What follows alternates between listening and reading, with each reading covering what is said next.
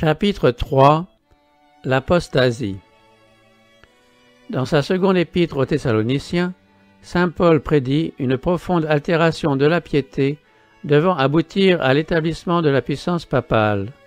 Il déclare que le Seigneur ne reviendra pas avant que l'apostasie soit arrivée et qu'on ait vu paraître l'homme du péché, le fils de la perdition, l'adversaire qui s'élève au-dessus de tout ce qu'on appelle Dieu ou de ce qu'on adore, jusqu'à s'asseoir dans le temple de Dieu, se proclamant lui-même Dieu.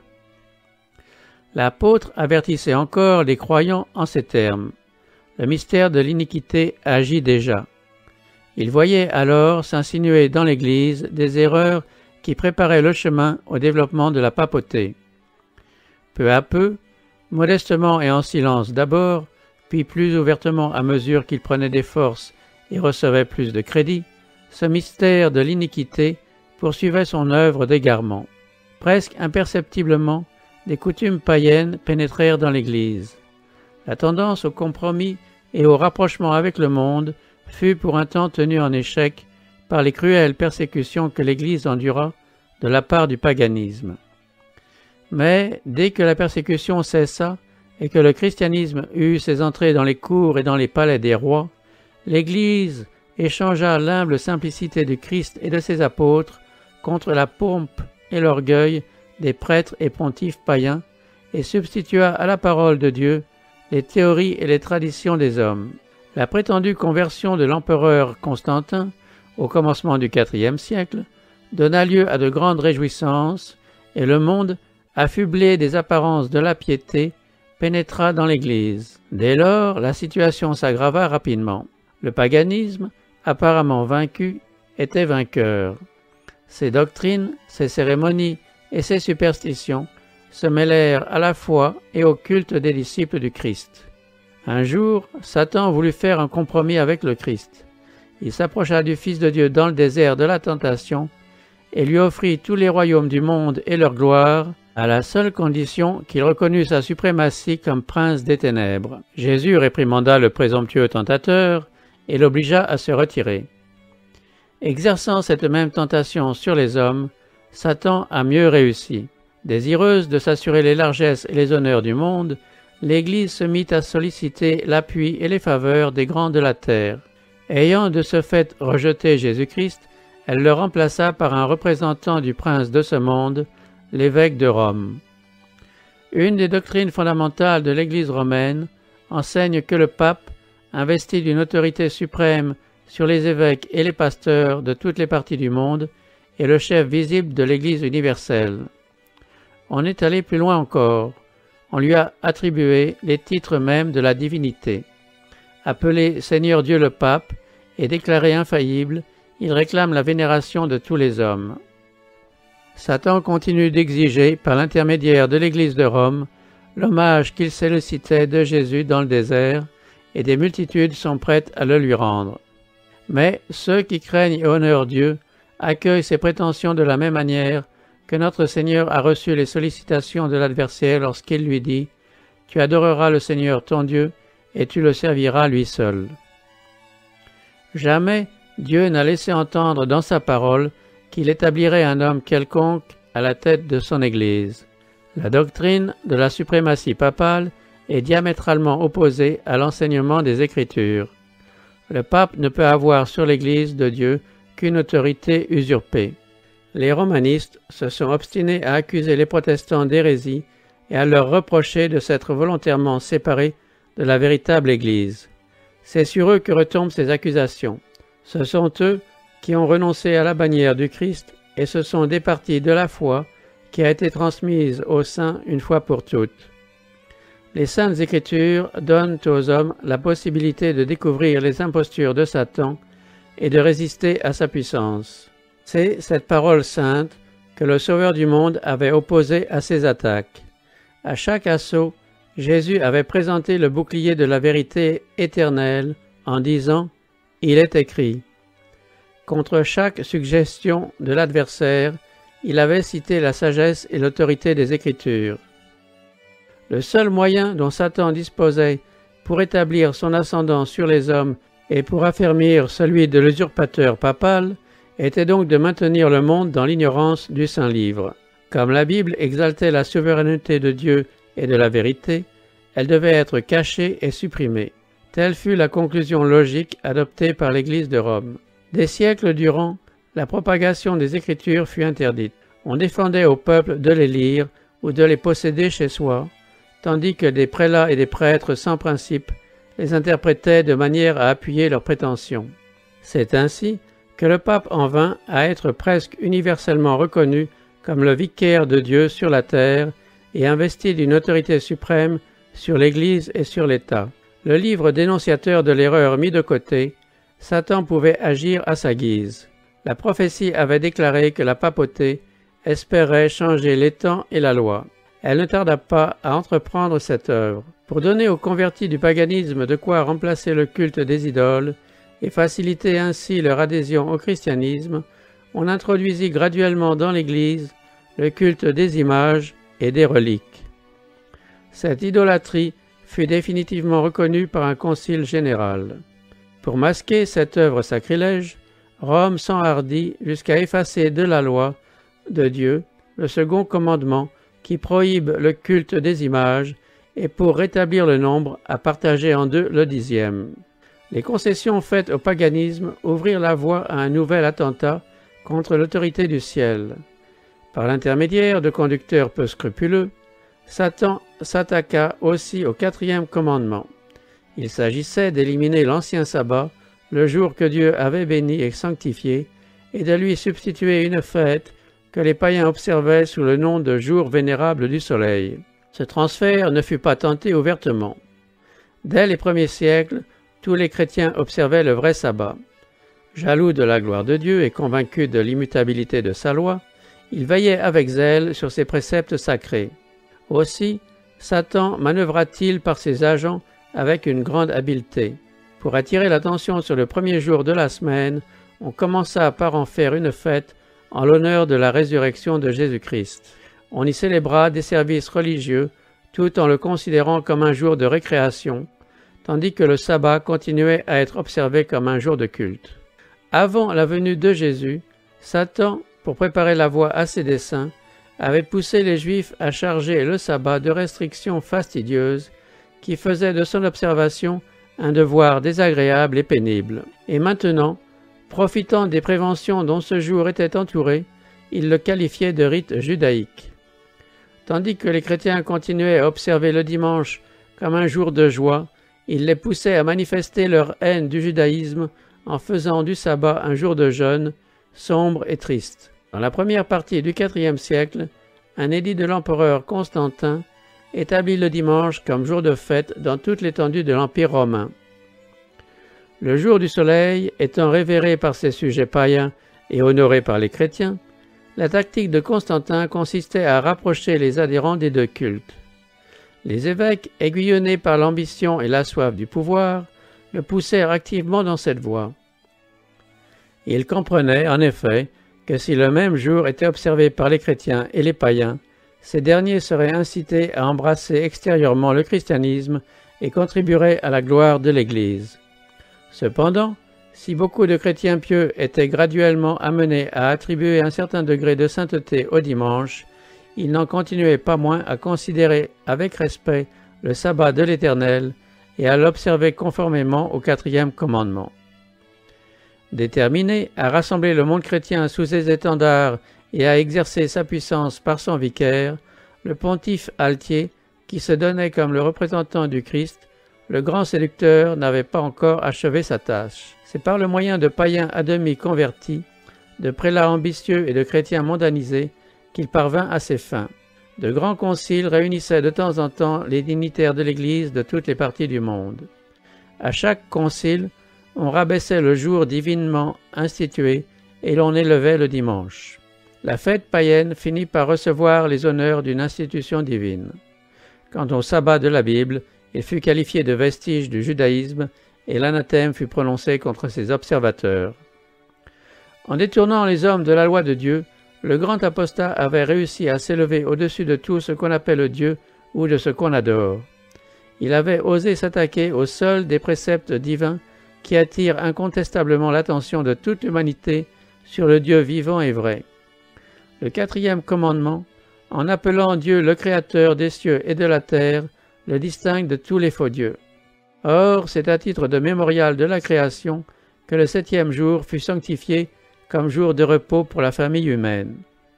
Il était destiné à rappeler constamment aux hommes que Dieu est la source de leur être, l'objet de leur vénération et de leur culte. Voilà pourquoi Satan s'efforce de détourner l'homme de la fidélité et de l'obéissance qu'il doit à Dieu, et dirige ses attaques contre le commandement qui proclame Dieu comme créateur de toutes choses. Aujourd'hui, les protestants assurent que la résurrection du Christ a fait du dimanche le jour de repos des chrétiens. Mais ils n'étayent cette affirmation d'aucune preuve biblique. Jamais Jésus ni ses apôtres n'ont fait un pareil honneur à ce jour. L'observation du dimanche comme jour de repos a été engendrée par le mystère de l'iniquité, qui avait déjà commencé d'agir au temps de saint Paul. Où et quand le Seigneur a-t-il adopté cet enfant de la papauté? Quelle raison valable peut-on donner en faveur d'un changement que les Écritures ne sanctionnent pas? Au VIe siècle, la papauté était solidement établie. Le siège de son empire avait été fixé dans la ville impériale, et l'évêque de Rome était reconnu chef de toute la chrétienté. Le paganisme avait fait place à la papauté, le dragon avait cédé à la bête sa puissance et son trône et une grande autorité.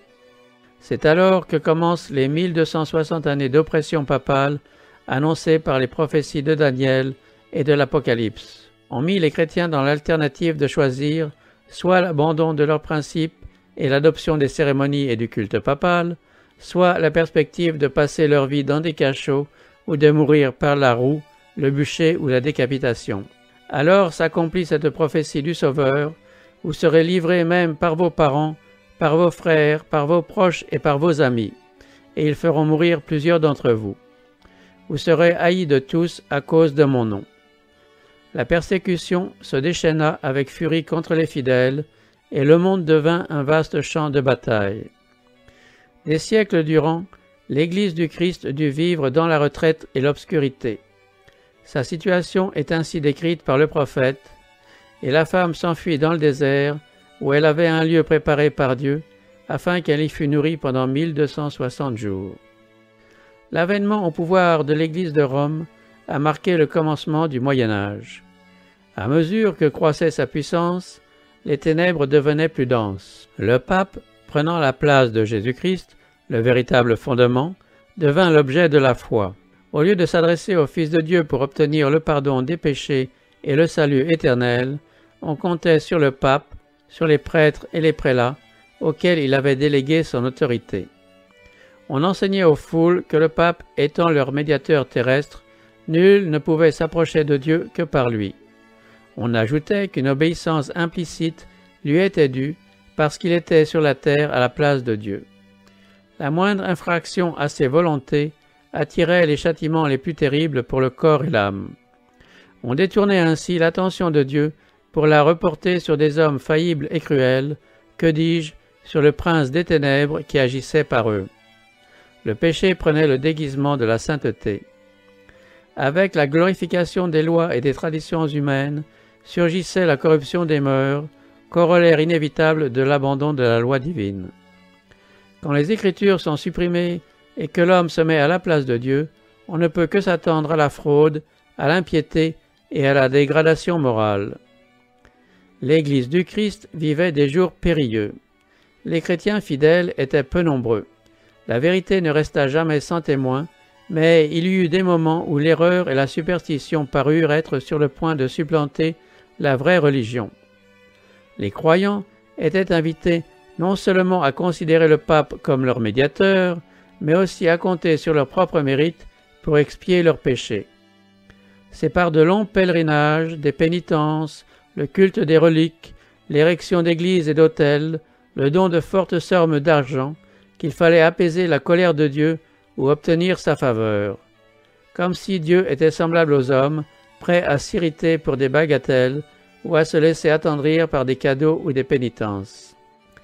L'Évangile était perdu de vue, tandis qu'on multipliait les cérémonies religieuses et qu'on accablait le peuple d'exactions rigoureuses. Alors même que le vice régnait jusque dans les rangs des chefs de la hiérarchie, l'influence de l'Église romaine allait croissant.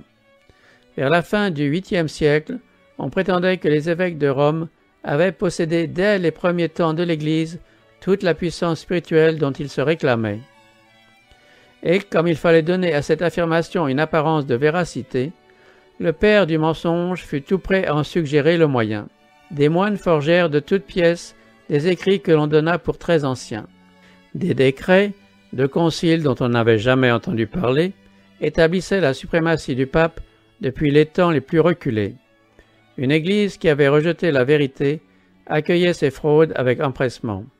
Perplexes devant le fatras des fausses doctrines qui leur barraient la voie, les quelques fidèles qui bâtissaient sur le vrai fondement étaient tentés de dire, comme les constructeurs de murailles de Jérusalem au temps de Néhémie, « Les forces manquent à ceux qui portent les fardeaux et les décombres sont considérables.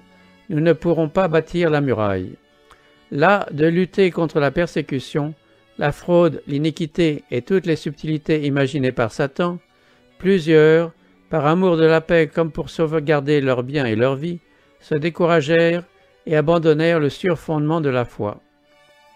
D'autres, sans se laisser intimider par l'opposition de leurs ennemis, disaient hardiment « Ne les craignez pas, souvenez-vous du Seigneur grand et redoutable ».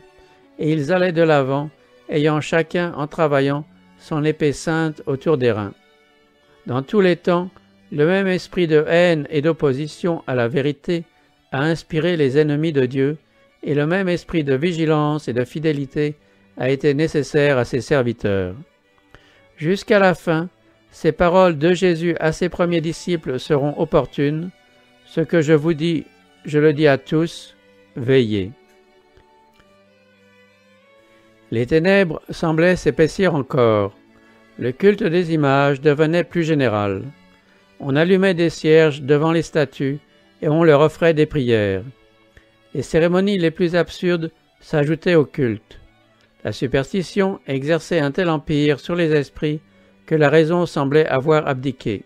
Les prêtres et les évêques étant eux-mêmes sensuels, corrompus, amateurs de plaisir, le troupeau imitateur de ses guides était naturellement plongé dans le vice et l'ignorance. Au XIe siècle, les prétentions de la papauté s'accrurent considérablement lorsque Grégoire VII proclama l'inhérence de l'Église romaine. Ce pape affirmait que, conformément aux Écritures, l'Église n'avait jamais erré et n'errerait jamais. Aucune preuve tirée de l'Écriture n'accompagnait son assertion. L'orgueilleux pontife s'arrogea aussi le pouvoir de déposer les empereurs. Il déclara que ces sentences ne pouvaient être annulées par personne, tandis qu'il avait la prérogative, lui, d'annuler les décisions de tous. Un exemple frappant de la tyrannie de cet avocat de l'infaillibilité est le traitement qu'il infligea à l'empereur d'Allemagne, Henri IV. Pour avoir osé méconnaître l'autorité du pape, ce souverain avait été excommunié et déclaré déchu de son trône. Terrifié par l'abandon et les menaces de ses princes, encouragé par le pape à se révolter contre lui, l'empereur se vit réduit à la nécessité de se réconcilier avec Rome. Au cœur de l'hiver, accompagné de sa femme et d'un fidèle serviteur, il franchit les Alpes pour aller s'humilier devant le pape. Arrivé au château où le pontife s'était retiré, il fut conduit sans ses gardes dans une cour extérieure où, exposé aux rigueurs de l'hiver, nu-tête, nu-pied et misérablement vêtu, il dut attendre que le pape l'autorisât à paraître en sa présence. Ce n'est qu'après 3 jours de jeûne et de confession qu'Henri IV obtint son pardon, et cela encore à la condition d'attendre le bon plaisir du pape pour reprendre les insignes et les prérogatives de la royauté. Grégoire, enivré de son succès, déclara que son devoir était d'abattre l'orgueil des rois. Quel contraste entre ce présomptueux pontife et le Christ, humble et doux, sollicitant la permission d'entrer dans nos cœurs pour y apporter le pardon et la paix, et disant à ses disciples « Quiconque veut être le premier parmi vous, qu'il soit votre esclave ». À mesure que les siècles s'écoulaient, les erreurs se multipliaient dans l'Église romaine. Dès avant l'établissement de la papauté, les théories de certains philosophes païens avaient commencé à s'infiltrer dans l'Église. Des hommes d'une haute culture, se disant convertis, conservaient les enseignements de la philosophie païenne et continuaient non seulement à en faire l'objet de leurs études, mais encourageaient leur entourage à les imiter afin d'accroître leur influence sur les païens. De graves erreurs, dont l'une des principales est le dogme de l'immortalité naturelle de l'âme et de l'état conscient des morts, furent ainsi introduites dans les croyances chrétiennes. Rome a fait reposer sur cette base son culte des saints et l'adoration de la Vierge Marie. Cette doctrine détermina aussi l'apparition précoce dans le credo papal de la croyance au supplice éternel des impénitents. La voie était ainsi préparée pour l'introduction d'une autre invention du paganisme que Rome a dénommée le purgatoire et dont elle s'est servie pour terroriser les foules crédules et superstitieuses. Elle affirma que les âmes qui n'ont pas mérité la damnation éternelle doivent, avant d'être admises au ciel, avoir été purifiées de leurs péchés en un lieu de tourment. Une autre invention, la doctrine des indulgences, permit à Rome de tirer profit des craintes et des vices de ses adhérents. L'entière rémission des péchés présents, passés et futurs était promise à ceux qui s'engageaient dans les guerres livrées par le pape en vue d'étendre sa domination, de châtier ses ennemis ou d'exterminer ceux qui s'avisaient de nier sa suprématie spirituelle. On enseignait aussi que, moyennant le versement d'une certaine somme dans le trésor de l'Église, on obtenait soit le pardon de ses propres péchés, soit la délivrance des âmes gémissant dans les flammes du purgatoire. Voilà comment Rome s'enrichissait, soutenait sa magnificence et entretenait le luxe et les vices des soi-disant représentants de celui qui n'avait pas un lieu où reposait sa tête. La Sainte Seine, instituée par notre Seigneur, avait été supplantée par le sacrifice idolâtre de la messe. Les prêtres prétendaient faire du pain et du vin de la Seine le vrai corps et le vrai sang de Jésus-Christ. Ils avançaient la prétention blasphématoire de créer Dieu, le Créateur de toutes choses. Et les chrétiens étaient tenus, sous peine de mort, de confesser leur foi en cette hérésie. Des multitudes furent livrées aux flammes pour avoir refusé de la reconnaître. Au XIIIe siècle fut fondée l'Inquisition, le plus cruel des instruments de la papauté. Les chefs de la hiérarchie papale travaillaient avec la collaboration du prince des ténèbres.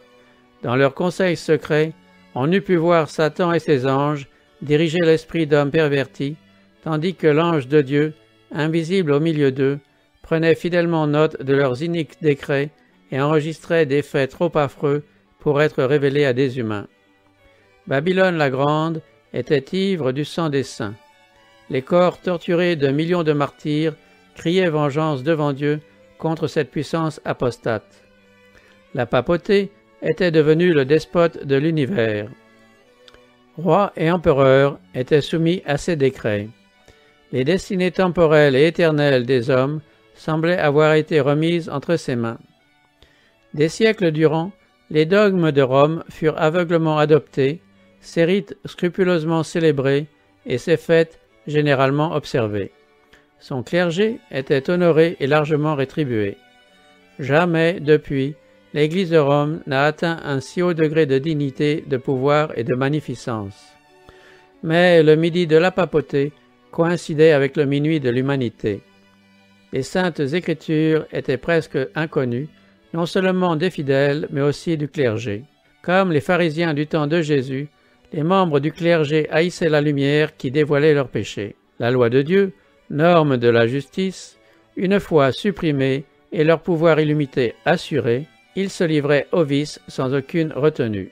La fraude, l'avarice et la dissolution prévalaient. Pour parvenir à la fortune ou aux dignités, on ne reculait devant aucun crime. Les palais des papes et des prélats étaient les témoins de répugnantes scènes de débauche. Certains pontifes s'adonnaient à des crimes tellement odieux que des souverains, les jugeant trop vils pour être tolérés, tentèrent de les déposer. Pendant des siècles, l'Europe ne fit aucun progrès dans les sciences, les arts et la civilisation. La chrétienté était frappée moralement et intellectuellement de paralysie. La condition du monde sous le sceptre de Rome présentait un accomplissement à la fois frappant et terrible de ces paroles du prophète Osée. « Mon peuple est détruit parce qu'il lui manque la connaissance. Puisque tu as rejeté la connaissance, je te rejetterai, et tu seras dépouillé de mon sacerdoce. Puisque tu as oublié la loi de ton Dieu, j'oublierai aussi tes enfants. Il n'y a point de vérité, point de miséricorde, point de connaissance de Dieu dans le pays. Il n'y a que parjure et mensonge, assassinat, vol et adultère. On use de violence, on commet meurtre sur meurtre. Telles étaient les conséquences de la proscription de la parole de Dieu.